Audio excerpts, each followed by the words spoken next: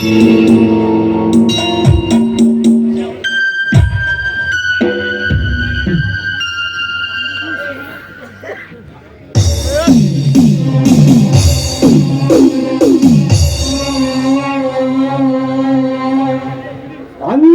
ನಾನಿಟ್ಟ ಕಿಡಿದಾವಾಗ್ನಿಯು ಸುಡುತ್ತಲಿದೆ.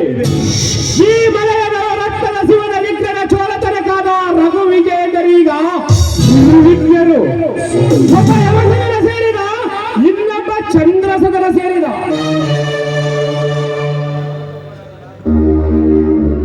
ಮಗನಪ್ಪನಾದ ನಾಗರಾಜನನ್ನ ಬುದ್ಧಿ ಸದನದಲ್ಲಿ ಬಿದ್ದ ಬಲಹೀನರೀಗ.